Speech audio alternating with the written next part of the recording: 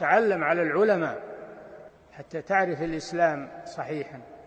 إن الحمد لله نحمده ونستعينه ونستغفره ونعوذ بالله من شرور أنفسنا ومن سيئات أعمالنا. من يهده الله فلا مضل له ومن يضلل فلا هادي له. وأشهد أن لا إله إلا الله وحده لا شريك له وأشهد أن محمدا عبده ورسوله. يا أيها الذين آمنوا اتقوا الله حق تقاته ولا تموتن إلا وأنتم مسلمون. يا أيها الناس اتقوا ربكم الذي خلقكم من نفس واحدة وخلق منها زوجها وبث منهما رجالا كثيرا ونساء واتقوا الله الذي تساءلون به والأرحام إن الله كان عليكم رقيبا. يا أيها الذين آمنوا اتقوا الله وقولوا قولا سديدا يصلح لكم أعمالكم ويغفر لكم ذنوبكم ومن يطع الله ورسوله فقد فاز فوزا عظيما. أما بعد فإن أصدق الحديث كتاب الله وخير الهدي هدي محمد صلى الله عليه وسلم وشر الأمور محدثاتها وكل محدثة بدعة وكل بدعة ضلالة وكل ضلالة في النار. Gjithë lavdia i takon Allahut, Zotit botëve, i cili i ka begatuar robrit e tij me dhuntinë e mendjes dhe të fesë. Ai thot në librin e tij të qartë: "Yarfa'illahu alladhina amanu minkum walladhina utul ilma darajat." Allahu do t'i ngrej ata prej jush që besuan dhe ata që u pajisën me dije në shkallë të larta. Dëshmoj se nuk ka të adhuruar me të drejtë përveç Allahut një dhe të vetëm, i cili nuk ka ortak dhe nuk ka rival. Ai e bëri dijen dritë me të cilën ndriçohen errësirat e padijes dhe të fitneve. Dëshmoj se Muhamedi është rob dhe i dërguar i Allahut. Atë Allahu e dërgoi udhëzues, përgëzues dhe paralajmërues për njerëzit, mësues dhe lehtësues. O Allah, dërgo salavate, selame dhe begati mbi të, mbi familjen e tij, mbi shokët e tij dhe mbi të gjithë ata që i pasuan me mirësi deri në ditën e gjykimit. Mëtej e porosis veten time dhe juve me devotshmëri ndaj Allahut, sepse kjo është porosia e Allahut për të parët dhe për të fundit. Allahu i madhruar thot: "Walaqad wassayna alladhina utul kitaba min qablikum wa iyyakum an ittaqullah." Ne i kemi porositur ata të cilëve u është dhënë libri para jush, por edhe juve kini frikë Allahun. Robërt Allahut, dija është themeli i çdo virtyti dhe dera e çdo të mire. Përmes saj njihet Allahu dhe përmes saj adhurohet ai. Përmes saj bashkohen muslimanët dhe përmirësohen moralet. Allahu i lartësuar e ka ngritur pozitën e dijes dhe të dietarëve në shumë vende të librit të tij. Ai thot: "Shahid Allahu annahu la ilaha illa huwa wal malaikatu wa ulul ilmi qa'iman bil qist."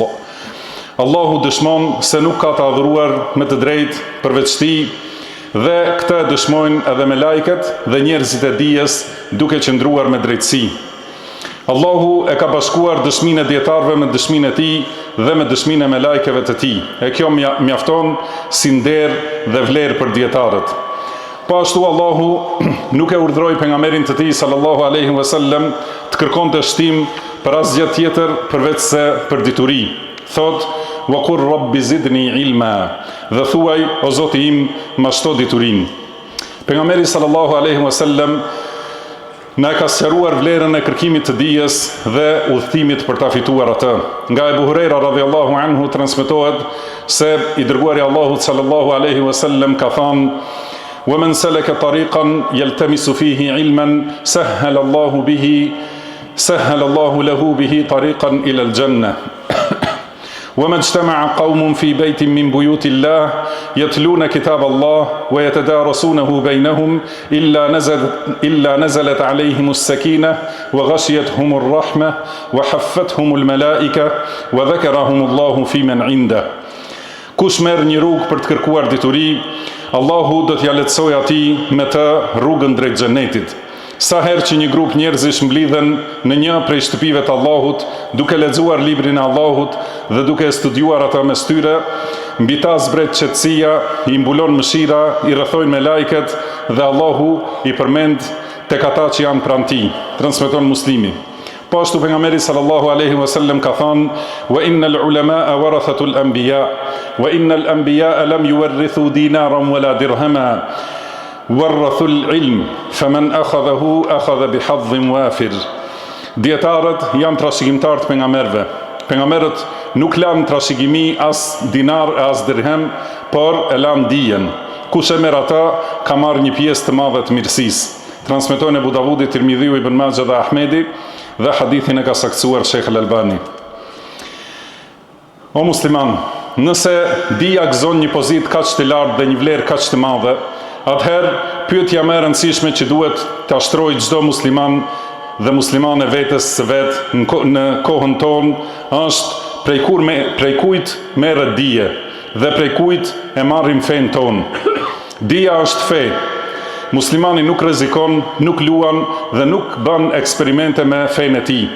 Ashtu siç nuk rrezikon dhe nuk luan me jetën dhe shëndetin e tij. Po të smuret dikush prej nesh, nuk do të shkonte për mjekim të kushdo, por vetëm të një mjek i aftë, i besueshëm dhe me përvojë të dëshmuar. Atëherë, si mund të tregohet i pakujdesshëm në çështjen e fesë, nga e cila varet përjetësia në xhenet ose Allahu na ruajt në xhehenem.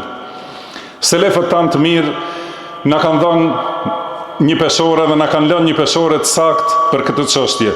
Imami i madh i tabiinëve, Muhammed ibn Sirin, Allahu e mëshiroft, ka thënë një fjalë që duhet shkruar me shkronja ari, ka thënë: "Kjo dija është fe, prandaj shikoni mirë prej kujt e merrni fen tuaj."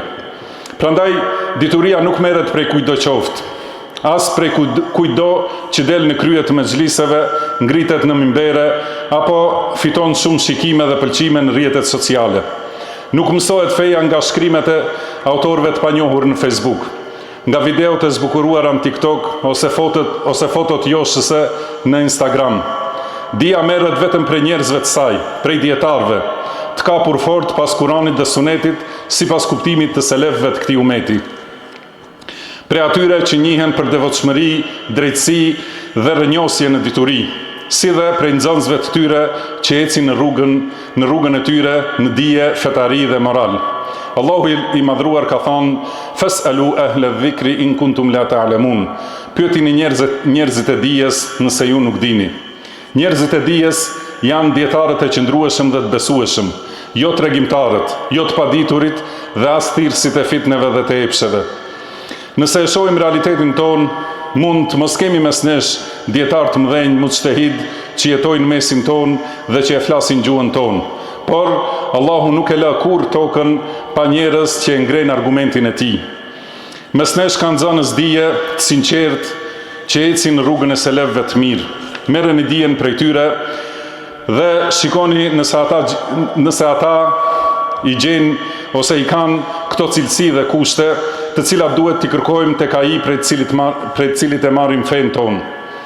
Një, kapja fort pas sunetit dhe largimi nga bidatet.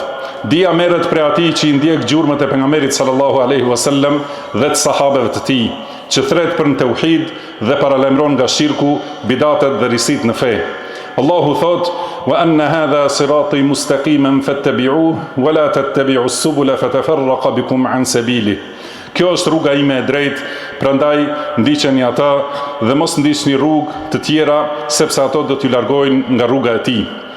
Prandaj feja nuk merret prej pasuesve të bidatit apo epshit, sepse bidati e zhduk bereqetin e dijes dhe i humb ata që e ndjekin atë. 2. Ndershmëria dhe përkujdesja para interesave të dunjas. Ndershmëria dhe mos përkulja para interesave të dunjas. Dija nuk merret prej atyre që i zbusin dispozitat e sheriatit për të përshtatur me dëshirat e njerëzve, prej atyre që bëjnë lajka për të fituar poste apo për të grumbulluar pasurinë kalimtare të kësaj bote. Këta e shesin fenë e tyre për një përfitim të vogël të dunjas dhe i përshtatin fetfat sipas dëshirave të dëgjuesve. Dija merret prej atij që e thot vërtetën qartë dhe me trimëri, por edhe me urtësi dhe butësi, pa u shqetësuar për kënaqësinë e njerëzve, nëse ajo e sjell zemrimin e Allahut, duke e pasur parasysh fjalën e pejgamberit sallallahu alaihi wasallam: "Men iltamasa ridallahi bi sakhatin nasi kafahu Allahu mu'natan nas wa man iltamasa ridha an-nas bi sakhati Allahi wakalahu Allahu ila an-nas. Kush e kërkon kënaqësinë e Allahut, edhe nëse njerëzit zemrohen me të, Allahu do ta mbrojë prej tyre. Ndërsa kush kërkon kënaqësinë e njerëzve duke e zemruar Allahun, Allahu do ta larë në duart e njerëzve. Transmeton Tirmidhiu dhe hadithin e ka saktësuar Sheikh Al-Albani. 3. Saktësia në transmetim dhe largimi nga prallëxhint e paditur. Feja nuk merret prej tregimtarëve, të cilët i mbledhin njerëzit me rrëfimet sajuara, me pralla të rreshme apo me hadithe të dobta e të shpikura dhe i nxisin emocionet pa dije dhe pa kuptim të fesë. Dija merret prej nxënësit të dijes që ecë sipas metodologjisë së selefëve, i cili kur flet thot, ka thënë Allahu, ka thënë i dërguari i tij, kanë thënë sahabët fisnik. Ai mbështetet në argumentet autentike dhe në metodologjinë e shëndosh të diturisë. O robërt Allahut, kërkimi dhe fitimi i dijes kanë rëndësi të jashtëzakonshme dhe sjellin dobi të mëdha. Ndërto janë ruajtja e fesë nga shtrembrimet, sepse dietarët janë rojtarë të sheriatit, të cilët i largojnë prej tij shtrembrimet e ekstremistëve, rrugët e gënjeshtarëve dhe komentet e të paditurve. Prej tyre është siguria nga fitnet, sepse dija është dritë, me të njerëzit i njohin sprovat kur ato afrohen dhe ruhen prej tyre, ndërsa i padituri nuk i kupton ato përveç se pasi kanë kaluar dhe kanë shkatruar shumë njerëz. Prej dobive të diturisë është kuptimi i drejtë i teksteve fetare, sepse Kurani dhe Suneti kërkojnë kuptim të thellë. Ky kuptim është trashëguar brez pas brezi nga dietarët me një zinxhir të pandërprer deri te pejgamberi sallallahu alaihi wasallam. Vëllezër besimtar, përvetësimi i kësaj diturie të saktë kërkon vendosmëri të madhe, sakrificë në kohë, mund dhe pasuri, si dhe largim të plot nga dembelizmi, plogështia dhe zvarritja. Islami nuk pranon plogështi dhe përtasi dhe dituria nuk ta jep asnjë pjesë të saj derisa t'ia japësh gjithë përkushtimin tënd. Imam Yahya ibn Abi Kathir, Allahu e mëshiroft, ka thënë, dija nuk arrihet duke i dhënë rahati trupit. Shikoni Allahu ju mëshiroft shembujt e selefëve tanë të mirë, si sakrifikonin jetët dhe kohët e tyre për hir të një hadithi të vetëm. Jabir ibn Abdullah radhiyallahu anhuma udhtoi një muaj të tërë deri në Sham ose deri në Egjipt sipas një transmetimi tjetër, vetëm që të dëgjonte një hadith nga Abdullah ibn Unais, nga frika se mos njëri prej tyre vdiste para se ai ta dëgjonte këtë hadith. Said ibn al-Musayyib, Allahu e mëshiroft, thoshte për veten e tij, kam ecur ditë e natë të tëra për të kërkuar vetëm një hadith. Kështu u ndërtua kjo fe dhe kështu u ruajt suneti, me udhëtime, lodhje dhe net pa gjumë, jo duke ndenjur pas ekraneve dhe duke pritur që dija të vijë pamund. Megjithatë, në kohën tonë, Allahu i ka lehtësuar rrugët dhe i ka vënë në dispozicion mjetet për kërkimin dhe përfitimin e diturisë. Prandaj, le të shfrytëzojmë këto mundësi para se të jetë vonë dhe para se të na ikë rasti. Allahu mbekoft mua dhe ju me Kur'an dhe Sunet, na e bëft të dobishëm secilin për kujtim në to çdo urtësi dhe secilin ajet. I them këto fjalë dhe kërkoj falje tek Allahu për mua dhe për ju, nga secili mëkat dhe gjuna, kërkoni falje atij, sepse ai është falësi dhe mëshiruesi.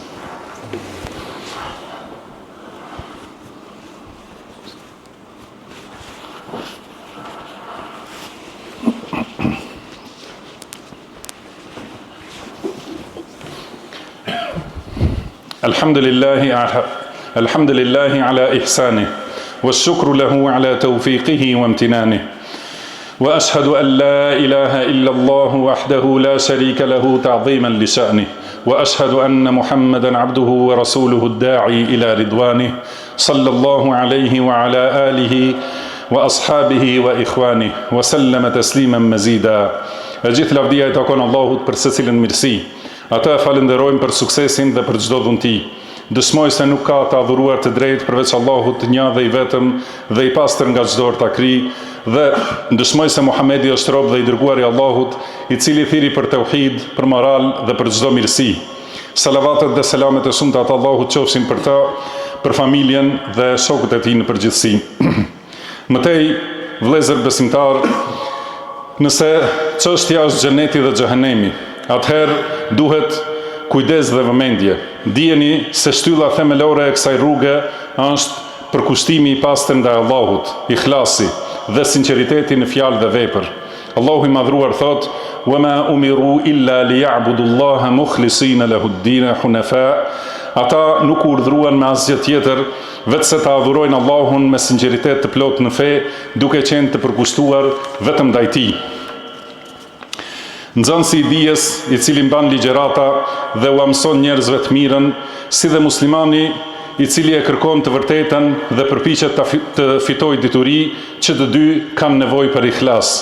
Ikhlasi është ai që e bën nxënësin e dijes, i cili ec me menhexh të selefëve, të qëndrueshëm si mali, nuk e ndryshojnë joshjet e kësaj bote, nuk e lëkundin errat e sprovave dhe nuk bën kompromis në fenë e tij. Po ashtu, të gjithë ne duhet të ruhemi nga dembelizmi dhe zvarritja në kërkimin e diturisë. Asnjëri prej nesh të mos thotë do të mësoj nesër, ose feja është e thjeshtë dhe nuk kërkon mund. Padituria në tauhid, padituria në sunet dhe rënia në bidate e devijime janë në shumë raste pasojë e kësaj neglizhence dhe shtyrjeje. Imam Shafiu, Allahu mëshiroft, duke folur për kushtet e arritjes së dijes, ka thënë: "Akhi, lan tanala al-ilma illa bi sittatin,